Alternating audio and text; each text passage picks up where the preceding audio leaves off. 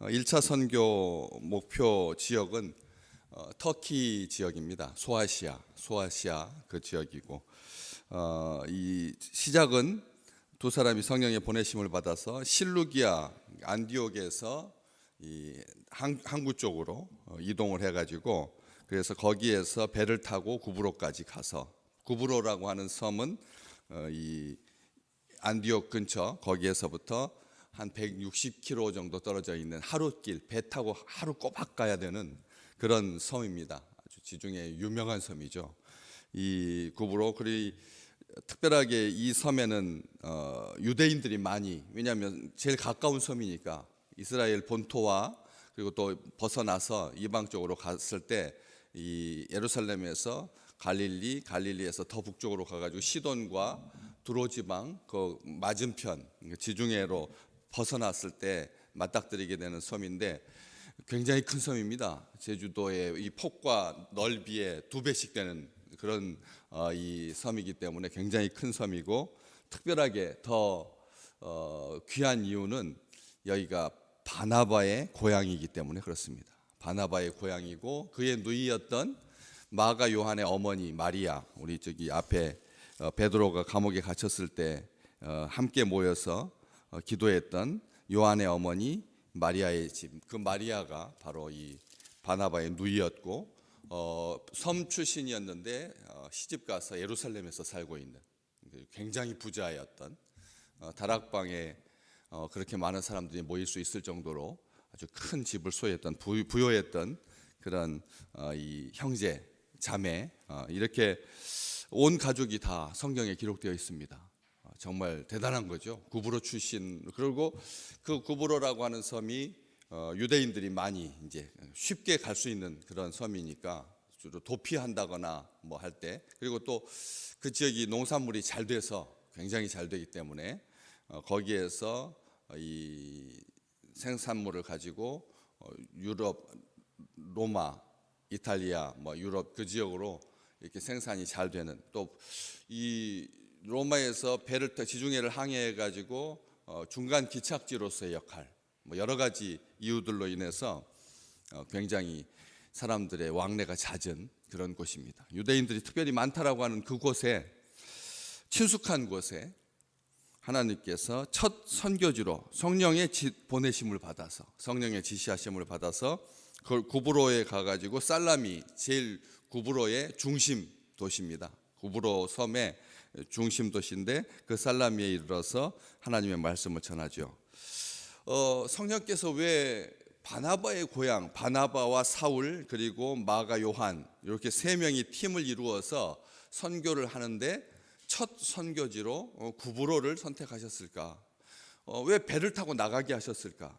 그냥 그 안디옥에서 더 북쪽으로라든지 더 동쪽으로, 뭐 아니면 예루살렘 쪽을 향하여, 뭐 여러 가지 방향성이 다양하지 않습니까? 근데 하필이면 이 배를 타고 바깥으로 나가게 하는, 구브로 섬으로 나가. 게다가 우리가 늘 알다시피 선지자가 고향에서 환영받는 법 없다고, 그 당시에도 그랬고 지금도 마찬가지.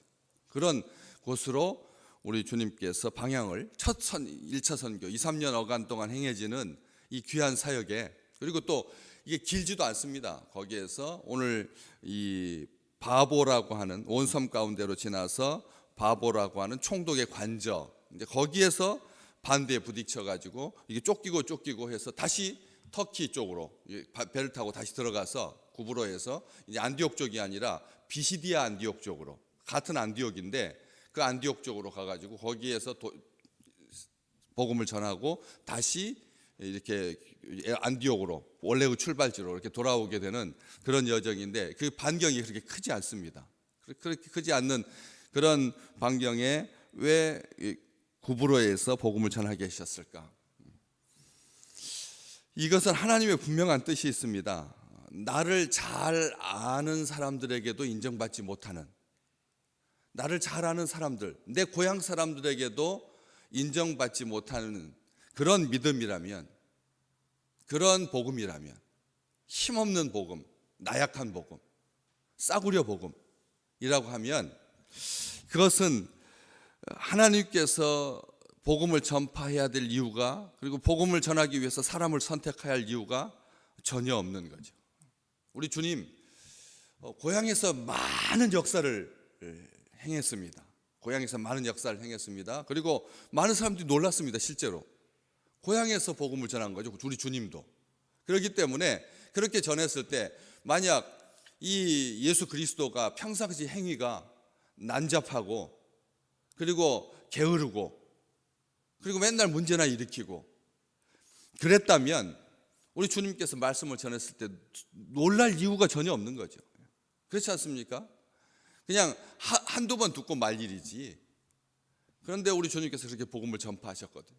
그러니까 선지자가 고향에서 환영받는 일이 없다라고 하는 그 아주 뻔한 이유를 가지고 자기 주변에 있는 사람들에게 전혀 영향력을 끼치지 못하는, 오히려 적대감이나 야기하고 해서 전혀 사람들이 나를 모르는 곳으로 가야 하는 현대인의 이 심리, 고향을 떠나려고 하는 이런 마음들, 그 이유의 깊은 뿌리가 주변에 있는 사람들에게 인정받지 못하는 그것으로 말미암는다는 거죠.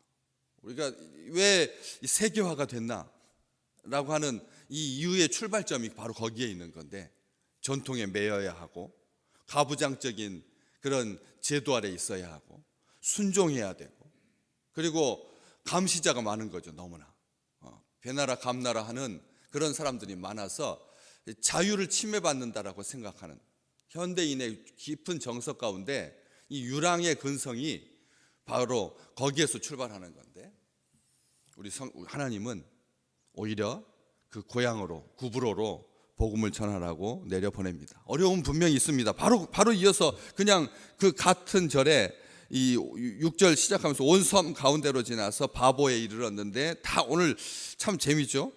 이 바예수, 총독, 서기오, 바울 다 바자 돌림인데 이름도 우리가 바보라고, 바보, 이름이 바보라고 하는 그런 동네, 거기에 총독의 관저가 있는 그곳에 제일 사람이 많은 곳에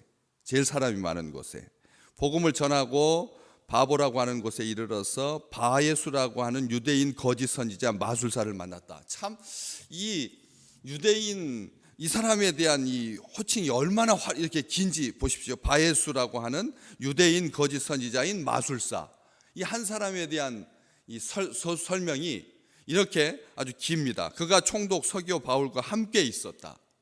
그러니까 이 권력에 딱 기생해서 권력을 등에 업고, 요즘 나라가 대통령 관저를 옮기는데 무술인이 무당이 개입했다 해가지고 이걸 가지고 그냥 지금 이 나라가 이런 상황에까지 몰리, 어느 세대를 막론하고 권력의 근처에는 점치는 자, 마술사, 무당 있었다는 거죠. 이게 두려움의 반증이거든요. 두렵기 때문에 그런 겁니다. 어디로 가야지 생명이 위협이에요. 어디로 가야지 데모를 덜하고, 어디로 가야지 보호를 받고 라고 하는, 하나님께서 온 세상 가운데 계시는데, 하나님께서 우리를 사랑하고 계시는데 어느 쪽으로 가는 것이 두려운, 거기에다가 털을 잡는다라고 하는 것이 막아 끼지 않아야 하는, 사악한 것에 괴롭힘을 당하지 않으려고 하는, 이게 사람의 그런 심리를 잘 반영하고 있거든요. 거기에 이 순종합니다. 두 사람이 거기에 가는 거죠. 바보는 정말 총독 관저가 있고, 그리고 사람들이 많고, 그리고 이 총독에게 바울과 바나바, 이제 처음으로 9절 말씀에 보면 바울이라고 하는 사울이 성령이 충만하여서 이 마술사를 주목하여 보게 되고, 그리고 그 속에 악한 영이 함께하고 있는 것을 아주 분명하게 지적하죠. 모든 거짓과 악행이 가득한 자요, 마귀의 자식이요, 모든 의의 원수요, 주의 바른 길을 굽게 하기를 그치지 않겠느냐 해가지고 눈을 멀어버리게 만든 이런 사건이 계속 전개된 거죠. 복음 처음인데, 복음 전파하기, 하나님의 나라의 이 복음 운동이 복음 전파가 지금 이방 땅에서 활발하게 이루어지기 시작하는 그 첫 단추인데, 반대가 있다는 거예요. 방해가 있다는 거예요. 하나님의 선한 일은 항상 반대를 수반하게 되어 있습니다. 하나님의 일이기 때문에 그런 거예요. 하나님의 이 거스름이 있다는 거죠. 대적이 있습니다. 반대가 있습니다. 시작부터 꼬이기 시작하는 거예요. 사람이 생각할 때 그러면 포기하고 돌아서야 되죠. 그렇지 않겠습니까? 아니, 성령께서 보내시는 곳인데, 하나님의 일을 시작하는 자리인데 반대가 있다라고 하는 이것 때문에 이렇게 물러선다는 것, 이것은 제일 좋아하는 것은 사탄인 거죠. 사탄이 방해를 하는 겁니다. 여기 보시면 8절 말씀에 총독으로 믿지 못하게 힘썼다. 이 마술사가 어떻게 유대인 거짓 선지자, 마술사, 거짓, 마술, 유대인, 이 조합이 하나님의 백성 가운데 있어서는 안 될 가장 악한 조합인 거잖아요. 이 삼중 조합이라고 하는 것이, 이 사람이 이 마술사라고 하는, 나중에 이 사람의 본명이 8절 말씀에 이 마술사 엘루마, 이게 본명인데 헬라어 이름을 가지고 있고, 히브리, 얼마나 이게 다국적인 사람입니까? 이 마술사가 이중 이름을 가지고 있는 거죠. 엘루마라고 하는 이 이름을 번역하면 마술사다. 이름이 마술사예요. 이름이 마술사. 그러니까 얼마나 뼛속까지 거짓으로 사람 눈 속이는 거예요. 이 세상에 마술은 없거든요. 아시잖아요. 뭐 세상을 다 놀랍게 했던 숟가락 이렇게 구부러지게 만드는, 다 거짓말인데요. 다 거짓말이지 않습니까? 다 거짓말인데 사람들이 다 속아 넘어가거든요. 그 당시에는 어렸을 때 그걸 보면서, 이야, 얼마나 집집마다 숟가락 녹이려고 막 굽어지게 하려고 별짓을, 제가 생각해봐도 온 나라가 아주 그냥 푹 빠졌던, 차이에 눈 속임에 쉽게 속아 넘어가는, 아주 처음부터 뿌리까지 다 거짓인 이 총독을 어떻게 하려고 했다고요? 믿지 못하게 힘을 썼다는 거죠. 믿지 못하게 힘썼다. 그 섬의 지도자가, 로마의 총독이 예수를 믿지 못하도록, 그리고 10절 말씀에 보면 그를 조정하는, 사로잡고 있는, 그들을 대적해 하는, 비방하고 반박하고, 뒤로 쭉 보시면 45절 비방하고 반박하고 50절에 박해하고 그 지역에서 쫓아내고, 14장까지 계속 이어집니다. 이게 13장이 이제 13장부터 베드로 중심의 예루살렘 교회 이야기에서 바울로 이제 28장까지 쭉 다 이 복음 전파와 관련된 이 놀라운 하나님의 성령께서 행하시는 그런 사역 가운데 14장까지도 계속 유대인들이, 순종하지 않은 유대인들이 이방인들의 마음을 선동하여서 악감정을 품게 하고 모욕하고 돌로 치려고 달려들게 만들고, 이게 얼마나 거칩니까? 복음에 대해서 세상은 전혀 우호적이지 않는 거죠. 악한 영은 복음이 전파되는 것에 대해서 가장 반대하는, 극렬하게 반대하는, 그 열심을 무너뜨리기 위해서 이렇게 오늘도 분명히 우리의 삶 가운데 순적하게 모든 것이 합력하여 선을 이룰 것이다 라고 하는 이 귀한 하나님의 돌보심과 하나님의 은혜와 하나님의 섭리와 하나님의 승리케 하심이 있지만, 그럼에도 불구하고 그 과정은 순탄한 적이 한 번도 없었다. 여러분, 복음의 길인데, 주의 길인데, 여기 그렇게 했잖아요. 주의 바른 길을 굽게 하기를 그치지 않겠느냐. 주의 바른 길을 굽게 하려고 방해한다라고 하는 것이죠. 그러나 이제 바울이라고 하는 이름이 앞으로 이제 등장하고 있는 거죠. 바나바와 사울이었는데, 바울이라고 하는 사울이 성령이 충만하여서 그것을 넉넉히 이길 수 있었다는 것이죠. 성령이 충만함으로 하나님의 일을 하시려고 할 때 내 안쪽부터, 바깥뿐만 아니라 안쪽에도 공격이 있습니다. 13절 말씀에 보면 같이 선교에 합류했던 마가 요한이 돌아가 버리거든요. 아니 이게 선교가 길게 전개되지도 않아. 그냥 초입이에요. 초입.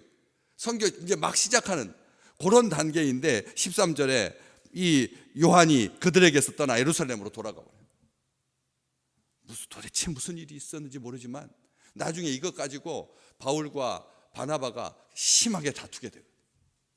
요한을 데리고 갈 거냐 말 거냐, 계속 조력자로 둘 거냐. 여기 수행원이라고 되어 있는데 어시스트, 요즘 수행원, 조력자, 도와주는 동역자입니다. 사역자입니다. 그런데 그가 돌아가 이 내부의 방해까지 있었다는 거죠. 그러나 선교팀은 바울과 바나바는 물러서지 않습니다. 포기하지 않습니다. 겁먹지 않습니다. 두려워하지 않습니다. 성령이 충만하게 하나님께서 도와주십니다.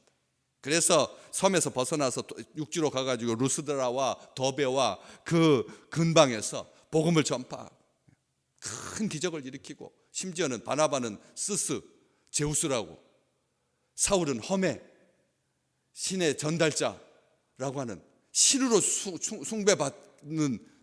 받게 될 그런 지경, 그 정도까지 놀라운 일이 발생하게 되는 거죠. 우리는 기억하셔야 됩니다. 사탄이 제일 발악할 때가 언제일까요? 바로 지금인 거죠. 항상 어제도 지나갔고 미래는 아직 안 왔으니까 오늘이 사탄이 가장 괴롭히는 날입니다. 오늘이 악이 최후의 발악을 하는 날입니다. 온갖 음모와 술수, 회유, 협박, 모든 거짓과 악행, 모든 의의 원수. 여기 바울이 이 바예수를, 엘루마를 주목하면서 했던 모든 거짓과 악행이 가득하고, 마귀의 자식이고 모든 의의 원수이고, 그리고 주의 바른 길을 굽게 하는 그런 일들이 주님께서 지시하신 이 아름다운 사역에 항상 같이 있다는 거죠. 주님께서 공생애를 시작하기 위해서 정말 자기의 몸과 마음과 영혼을 준비하기 위해서 광야로 갔을 때 거기에서 시험을 받았던 것처럼 우리는 그렇지만 두려워하지 않습니다. 마가 요한이 돌아가는 것은 세 명이서 사역하는데 이 세 명이 가장 안전한 구조이잖아요. 가장 안전한 구조인데, 그런데 한 다리가 딱 부러지고 한 다리가 빠짐으로 말미암아 큰 손실이 있었을 것 같고, 조카 롯이 돌아가 버리면, 조카가 돌아가 버리면 아브라함은 모든 것을 잃은 것 같은 허망만, 우울증만, 그 깊은 상실감만 남을 것 같은데도 불구하고 조력자가 이탈하고 실망하고 낙심하고 했음에도 불구하고 결국은 하나님께서 총독이 주의 가르침을 놀랍게 여기고 복음을 받아들이는 그런 축복을 하나님께서 허락하신다는 거죠. 오늘 또 믿음이 이기게 하실 것입니다. 우리 찬송하지 않습니까? 믿음이 이기네. 믿음이 이기게 하신다는 거예요. 하나님께서 이기게 하신다는 거죠. 성령께서 행하시는 일입니다. 오늘 선한 일 행하시는 귀한 날, 어떠한 어려움이 있을지라도 주께서 우리와 함께 계시고, 그리고 결국에는 하나님께서 승리케 하실 것이다라고 하는 이 온전한 믿음으로 승리하는 귀한 날 되시기를 주의 이름으로 축복합니다.